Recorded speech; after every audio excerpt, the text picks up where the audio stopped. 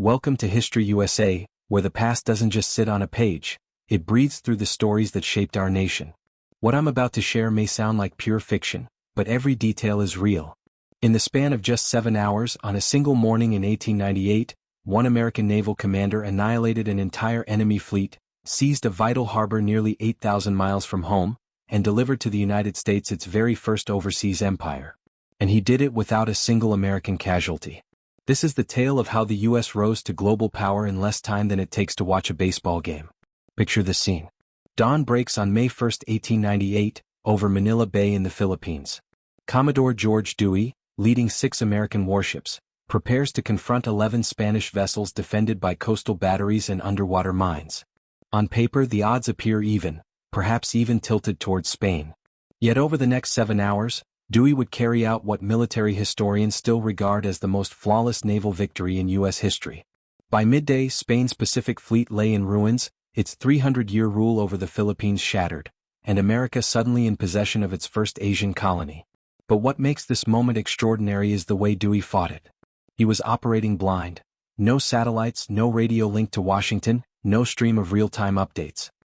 He was sailing into hostile waters with outdated charts, contradictory intelligence, and orders that were little more than, head west and destroy the Spanish fleet. What unfolded next stunned the world and marked America's arrival as a true naval superpower. The groundwork for this dramatic showdown had actually been laid months earlier, inside the mahogany-paneled offices of the Navy Department in Washington, D.C. Theodore Roosevelt, then the Assistant Secretary of the Navy, had been quietly laying plans for war with Spain. While most Americans couldn't have pointed out the Philippines on a map, Roosevelt was different. A Harvard-educated intellectual convinced that America's future stretched beyond its continental borders. On February 25, 1898, while his superior, Secretary John Davis Long, was away from the office, Roosevelt made one of the most fateful moves in American military history. He sent a cable to Commodore George Dewey in Hong Kong, a message that would alter the course of the nation. Order the squadron immediately to Hong Kong. Keep full of coal. In the event of a declaration of war with Spain, your duty will be to prevent the Spanish squadron from leaving the Asiatic station, and then commence offensive operations in the Philippine Islands.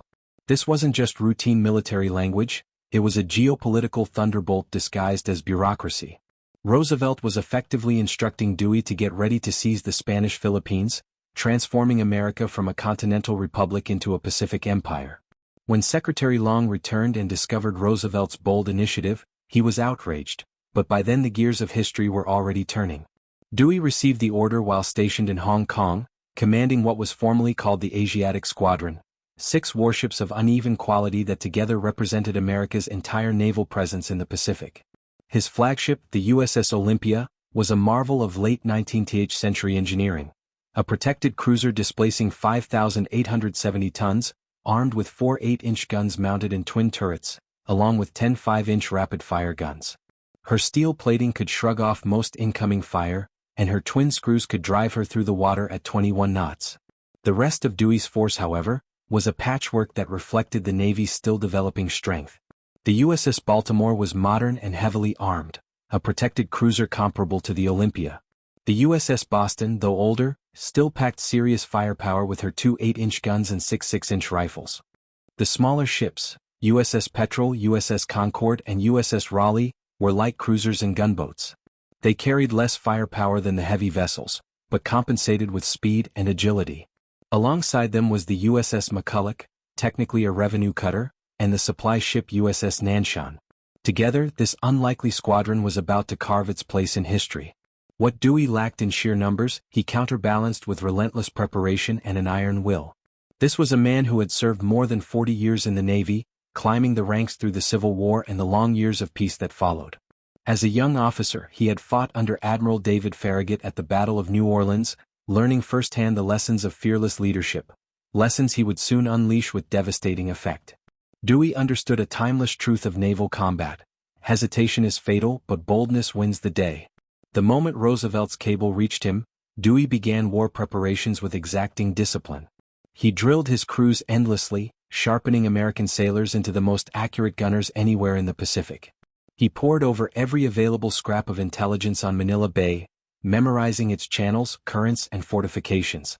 He amassed coal, ammunition, and provisions, fully aware that once the fighting started, he would be operating 8,000 miles from the nearest American base. Most critical of all, Dewey sought intelligence on his opponent. In the Philippines, Spanish forces were commanded by Admiral Patricio Montojo y Pazarin, a career officer whose life had largely been spent in colonial service. His command included 11 vessels of vastly uneven quality.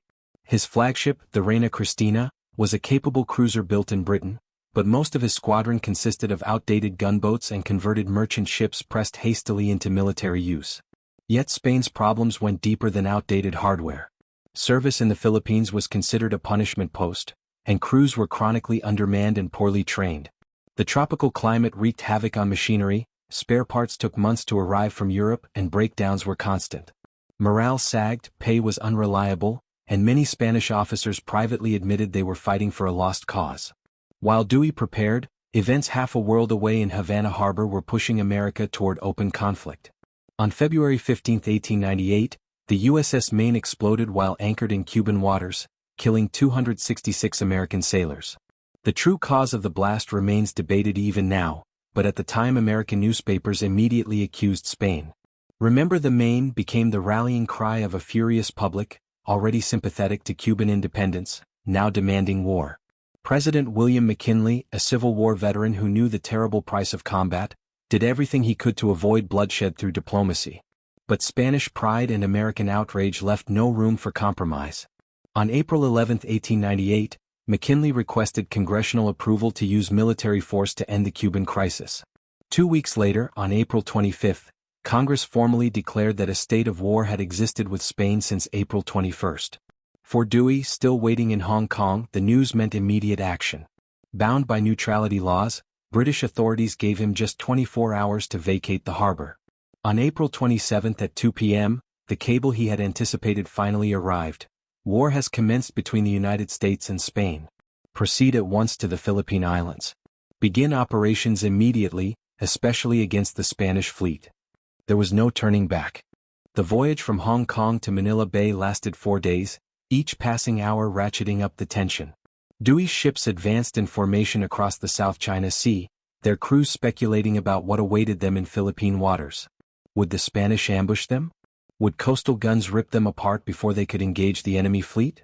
Or were they sailing straight into a deadly trap? Dewey used those tense days to finalize preparations and address his men. On every ship, sailors scrubbed weapons, checked ammunition, and wrote letters home that might never be delivered. Aboard the Olympia, the Commodore himself spent long hours on the bridge, poring over charts and running battle scenarios through his mind. He knew the reality. Once his squadron entered Manila Bay, there would be no retreat and no reinforcements. Victory or annihilation, those were the only paths forward. As the American fleet neared the Philippines on April 30, 1898, Dewey confronted the most critical decision of his career. Manila Bay could only be entered through a narrow strait, guarded by 2 fortified islands, Corregidor and El Fraile, both bristling with Spanish guns. Reports suggested the channel was mined, an underwater death trap waiting for any vessel that dared to cross. Spanish lookouts would almost certainly detect the Americans long before they reached the anchored enemy squadron near Manila. Dewey faced 2 choices, each fraught with danger. He could launch a daylight assault, suffering heavy fire from coastal batteries but benefiting from visibility and accurate navigation. Or he could gamble everything on a nighttime passage, threading his ships past fortifications and possible mines under cover of darkness, hoping to achieve the priceless element of surprise at dawn. True to his nature, Dewey chose audacity over caution, reflecting both his aggressive character and his grasp of naval strategy. At 11:30 p.m. on April 30th, he ordered his vessels forward in single file through the strait between Corregidor and the mainland. The USS Olympia led the line, her crew at battle stations, every man bracing for the flash of Spanish guns or the deadly shock of a mine beneath the hull. Tension aboard the American ships was suffocating. 6 warships carrying nearly 2,000 sailors crept forward into black waters toward an uncertain fate. The night was broken only by the churn of engines, the slap of waves against steel hulls, and whispered prayers from men who feared this might be their final sunrise. Officers checked their watches repeatedly, measuring time and distance, waiting for the inevitable Spanish barrage. Dewey himself stood on Olympia's bridge, the picture of calm authority in the face of mortal danger. At 60 years old, with his white mustache and piercing blue eyes, He was the embodiment of the professionalism and resolve of the new American Navy. His instructions were steady and deliberate: hold course and speed and do not return fire without orders. Trust in American training, and in American steel. At 12:15 a.m. on May 1st, the moment of truth came. A Spanish battery on El Fraile spotted the silhouettes of the American column against the starlit sky and opened fire. The night exploded with flashes of orange flame and the crash of heavy guns. Shells screamed overhead and splashed into the sea around the advancing ships, sending up towering plumes of spray. Yet Dewey's tactical discipline now revealed its worth. Instead of firing back and exposing their positions, he commanded silence. The Spanish gunners, blind in darkness and striking at moving targets, were unable to adjust their aim. Their shells splashed harmlessly or whistled past into empty sky. Within 15 minutes, the American fleet had slipped beyond range and entered Manila Bay. They had succeeded. 6 American warships had forced their way past Spain's defenses and penetrated the heart of its Pacific naval power. But now came the waiting, and in many ways, it was the most excruciating phase of the operation. Dewey ordered his column to slow speed and maintain formation as they approached the anchorage where reports placed the Spanish fleet. Dawn was still hours away, and every minute dragged endlessly.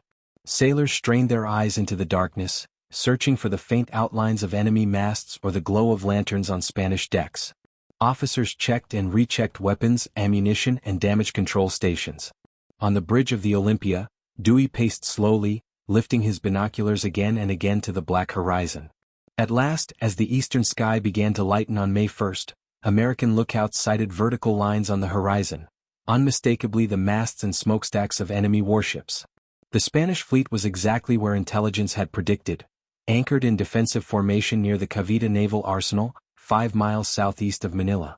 Admiral Montojo had arranged his 11 ships in a line parallel to the shore, supported by arsenal guns, and positioned in shallow water so crews could swim to safety if their vessels went down. On paper it seemed a sound formation. But as the sun rose higher and visibility improved, Dewey instantly perceived the fatal weakness. By anchoring so close to shore in shallow waters, Montojo had effectively trapped his squadron. His ships could not maneuver to evade American fire, could not retreat into deeper water, and could not exploit their familiarity with local channels.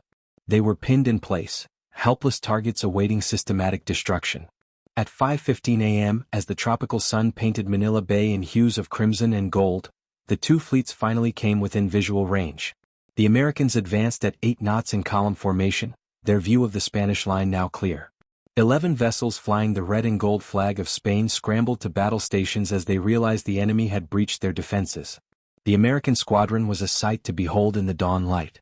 The Olympia, leading the line, looked like a floating fortress, her white-painted hull gleaming in the sun, her 4 8-inch guns already trained toward the enemy, her funnels belching black smoke as her boilers roared at full pressure. Behind her, the Baltimore, Boston, Raleigh, Petrel, and Concord followed in flawless formation, an unstoppable column of steel heading straight into battle. Their crews were at full battle stations, guns loaded and ready. The distance between the squadrons narrowed steadily, 8,000 yards, 7,000 yards, 6,000 yards. The Spanish opened fire at maximum range, their shells splashing harmlessly short, geysers of seawater marking their futile attempts to close the distance. The American gunners, drilled to patience and discipline, held their fire, waiting for the command only Dewey could give. At 5:40 a.m., with the range down to 5,500 yards, the Commodore made the decision that would echo across American naval history. Standing calmly on the bridge of the USS Olympia, clad in his dress white uniform despite the imminent clash, he turned to his flag captain, Charles Vernon Gridley, and delivered the words every American schoolchild would later memorize: "You may fire when you are ready, Gridley." The order was instantly relayed. At precisely 5:41 a.m., the forward 8-inch turret of the Olympia thundered, hurling the first American shell toward the Spanish line. The Battle of Manila Bay had begun, and what unfolded was less a contest than a methodical demonstration of American naval dominance. That opening blast rolled across Manila Bay like thunder. The 250-pound projectile, traveling at 2,100 feet per second, splashed down just short of the Spanish flagship Reina Cristina, drenching her forward deck in a towering spray. It was only the start. Within moments, every American ship had opened fire, creating a ceaseless roar of heavy guns that carried for miles. Dewey's attack plan had been calculated with exact precision. Instead of driving straight into the Spanish line, which would have concentrated enemy fire, He ordered his squadron to circle in long oval patterns, steaming past the anchored formation in column. Each pass allowed every American ship to unleash broadsides, then wheel around to repeat the maneuver, maximizing firepower while minimizing exposure. The Olympia led every turn, the rest of the fleet following in disciplined single file, each captain matching speed and distance to keep formation as their guns poured out destruction. American gunnery proved vastly superior. Years of relentless peacetime drilling had created crews that could load, aim, and fire with mechanical speed and accuracy. The new rapid-fire 5-inch and 6-inch guns maintained a withering barrage that overwhelmed Spanish attempts at damage control. More importantly, American shells consistently struck home, while Spanish return fire remained erratic and largely ineffective. The Olympia's contribution was especially punishing. Her 4 8-inch rifles hurled armor-piercing shells that easily punched through the thin plating of Spanish cruisers at combat range. Her 10 5-inch rapid-fire guns swept decks clean of defenders and shredded unarmored structures. From the bridge, Captain Gridley stood beside his Commodore, shouting target corrections as the guns of the Olympia delivered their deadly message. Behind her, the USS Baltimore added to the devastation. With 4 8-inch and 6 6-inch rifles, she concentrated her fire on the cruiser Castilla, battering it until flames and smoke gushed from the stricken vessel's hull. The USS Boston, recognizable by her twin funnels, engaged the gunboat Don Antonio de Ulloa. Her heavy shells ripped through the smaller ship's frail armor with ease. The Spanish fleet, trapped in its own defensive anchorage, fought back desperately. But American fire tore through their hulls, toppled masts, and ignited blazes that raced uncontrollably in the tropical heat. On the Reina Cristina, Admiral Montojo's flagship, the punishment was relentless. U.S. shells destroyed her forward funnel, knocked out multiple guns, and sparked fires her exhausted crew struggled in vain to contain. Admiral Montojo, wounded yet still directing from his bridge, made a decision that embodied Spanish valor in the face of inevitable defeat. Refusing to remain anchored and be destroyed piece by piece, he ordered the Reina Cristina to charge the American line. If her fate was sealed, then she would at least die striking back, trying to close the distance where Spanish gunnery might finally prove effective. It was a gesture of heroic futility. The Reina Cristina, already battered and listing badly to port, steamed straight into the concentrated fire of 6 American warships. Dewey, acknowledging the admiral's bravery, immediately directed the fleet's guns onto the advancing cruiser. Within minutes, the flagship was a shattered hulk, her admiral now unconscious from wounds, her crew abandoning her as flames engulfed the superstructure. The destruction of Spain's proud command ship marked the beginning of the end for Montojo's squadron. The cruiser Castilla, pounded mercilessly by the USS Baltimore, settled stern first until waves lapped across her decks. The gunboat Ulloa erupted in a violent explosion when an American shell pierced her magazine, sending wreckage hurtling skyward. One by one, Spanish ships were either sunk outright, set ablaze beyond control, or deliberately run aground by their own men to stave off total annihilation. By 7:35 a.m., less than 2 hours into the fight, the Spanish fleet lay in ruins. Every major vessel was either destroyed or rendered useless. The shore batteries at Cavite had been silenced under accurate American bombardment. Casualties mounted relentlessly, with bodies drifting in oil-slicked waters while the wounded were carried ashore on any craft that remained afloat. Then came a remarkable twist, one that highlighted the gulf in training and professionalism between the two sides. At the very height of victory, with the Spanish force broken, Dewey received word from his ordnance officer that the Olympia's ammunition reserves were running dangerously low. In the heat of action, American gunners had fired at maximum speed, consuming far more shells than planned. This forced the Commodore into a critical decision. He could press the attack and risk exhausting his magazines completely, or he could pause, regroup, and preserve strength for a possible second encounter. With the calm judgment that would define him as one of America's greatest naval commanders, Dewey chose restraint over reckless triumph. At 7:35 a.m., he signaled the fleet to cease fire and withdraw northward, beyond range of the surviving Spanish guns. For the next 90 minutes, the American squadron conducted what was essentially a floating inventory and battle inspection. Crews tallied shells, checked hulls for damage, tended to their wounded, and made ready for what many assumed would be another round of combat. This interlude produced one of the most striking moments in U.S. naval history. As the haze of smoke lifted and fires burned themselves out aboard Spanish wrecks, both sides paused to take account. The Spaniards, expecting renewed American fire at any instant, used the time to evacuate their wounded and abandoned ships that were beyond saving. Some commanders even scuttled their own vessels to keep them from American hands. When Dewey's men finished their count, they uncovered a fact so extraordinary it surprised even the Commodore himself. After 2 relentless hours of combat against 11 enemy warships and fortified coastal batteries, American losses were almost non-existent. Not a single American sailor was killed. Only 8 men sustained wounds, most of them minor. The USS Baltimore had been struck once by a Spanish shell, but the impact caused only superficial damage and did nothing to diminish her fighting ability. This lopsided casualty count was almost without precedent in naval history. By contrast, Spanish losses were devastating. Of their 11 ships, 8 were completely destroyed, while the remaining 3 were battered beyond repair and would never see combat again.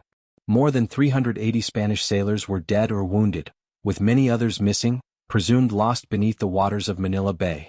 At Cavite, the naval arsenal was ablaze, its facilities reduced to ruins by the accuracy of American fire. The explanation for this staggering imbalance of losses lies at the very heart of what the Battle of Manila Bay symbolized: a collision between the old and the new in naval warfare. The Americans had mastered modern gunnery, adopted rigorous training regimens, upheld strict standards of maintenance, and applied advanced tactical doctrine. The Spanish, hampered by meager resources, outdated vessels, and inadequate preparation, found themselves outmatched in every facet of the contest. When Dewey resumed the assault at 11:16 a.m., the engagement had ceased to be a battle in any meaningful sense. It was now a final reckoning, a methodical sweep against a fleet already shattered. The few Spanish ships still afloat quickly surrendered or were abandoned by their own men. By midday on May 1, 1898, the Spanish flag had vanished from every mast in Manila Bay, save those still flying over the city itself. The scope of Dewey's triumph was almost unbelievable. In just 7 hours of intermittent combat, he had annihilated the Spanish Pacific Fleet, seized control of Southeast Asia's most important harbor, and erased Spain's naval presence from the Western Pacific. With Manila Bay secure, American forces held the power to strike the city whenever they wished. Spain's 3 centuries of colonial dominance in the Philippines collapsed in a single morning. Yet the real importance of Manila Bay went far beyond tactical brilliance or strategic gain. This battle permanently altered America's role on the world stage and set precedents that would guide U.S. foreign policy for the next 100 years. Before May 1, 1898, the United States had been a continental nation, concerned primarily with internal growth and regional influence in the Western Hemisphere. After May 1, 1898, it emerged as a Pacific power, with overseas possessions, global responsibilities, and unmistakable imperial ambitions. The international reaction to Dewey's feat was both swift and dramatic. European powers that had once dismissed American naval strength were suddenly forced to take the Republic seriously. The German Kaiser reportedly informed his naval staff that America had become a decisive player in Pacific affairs. British planners quietly adjusted their calculations of global naval balance, acknowledging the United States as a rising challenger for maritime supremacy. At home, the news of Dewey's victory unleashed celebrations that lasted for weeks. Remember, this was 1898, long before instant worldwide communication, so when the story finally reached American shores, the nation erupted in patriotic jubilation. Dewey was instantly transformed into a national icon. Congress promoted him to admiral and presented him with a ceremonial sword in recognition of his accomplishment. Cities across the country renamed streets in his honor. Parents christened their newborn sons George Dewey. There was even a groundswell of support proclaiming, "Dewey for President."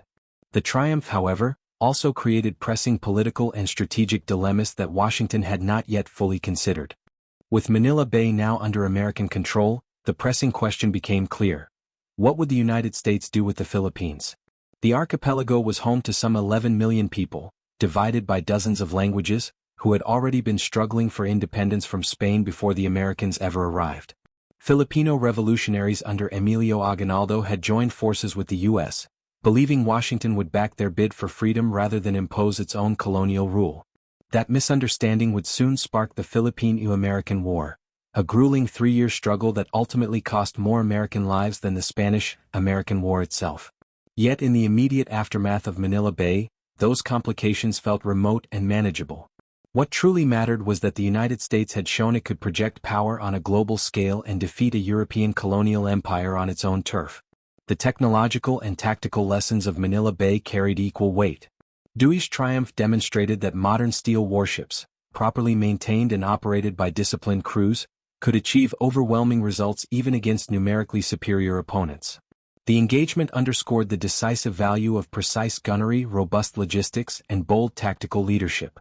Naval strategists worldwide examined Dewey's methods and adapted his innovations into their own doctrines. The clash also highlighted how essential industrial might had become in modern naval warfare. American vessels were better designed, sturdier, and more carefully maintained than their Spanish adversaries. This reflected the dramatic expansion of U.S. industrial strength in the late 19th century. America was not only rising as a military power but also as an industrial giant capable of sustaining a world-class navy. From a strictly military standpoint, Manila Bay established principles that would guide U.S. naval policy for generations. Dewey's insistence on meticulous preparation, rigorous training, and decisive execution became pillars of American doctrine. His readiness to take calculated risks in pursuit of decisive victory influenced a new generation of officers who would eventually command fleets through 2 world wars. The personal accounts of professionalism and bravery that emerged from the battle became embedded in naval tradition. Dewey's composure under pressure, his methodical planning, and his iconic order to Captain Gridley served as enduring examples for future commanders. The battle proved beyond doubt that, under capable leadership and with proper equipment, American sailors could rival or surpass the finest naval forces anywhere in the world. The psychological effect on the American people may have been even greater than the political or military results. For the first time since 1812, U.S. forces had decisively defeated a major European power in open battle. That triumph reinforced a growing sense of national confidence and global ambition. It showed that the United States could compete directly with established empires and project military force effectively across oceans. The battle also marked a shift in generational leadership. Dewey embodied the Civil War generation, officers who had honed their craft in America's own great conflict and were now applying those lessons to international competition. His success validated the steady professionalization of the American military since the 1880s, proving U.S. officers could equal, if not surpass, their European peers in both strategy and execution. The economic consequences of gaining the Philippines were vast, though they would take years to fully mature. American commerce now had access to Asian markets that had long been monopolized by European powers, opening new frontiers for trade and expansion. The Philippine Islands offered vital coaling stations for American merchant vessels and warships moving across the Pacific. Manila itself soon became a central hub for U.S. commercial activity and military operations throughout East and Southeast Asia. Yet the most enduring consequence of the Battle of Manila Bay was the precedent it set for American intervention overseas. Dewey's triumph revealed that the United States possessed not only the capacity but also the resolve to project military power far beyond its own shores in pursuit of strategic aims. That precedent would be cited time and again throughout the 20th century as America's involvement in global affairs deepened.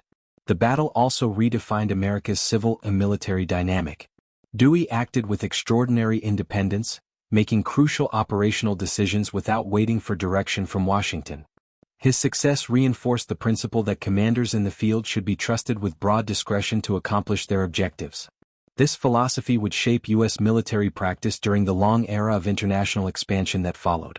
Looking back more than 125 years later, the significance of Manila Bay is even clearer.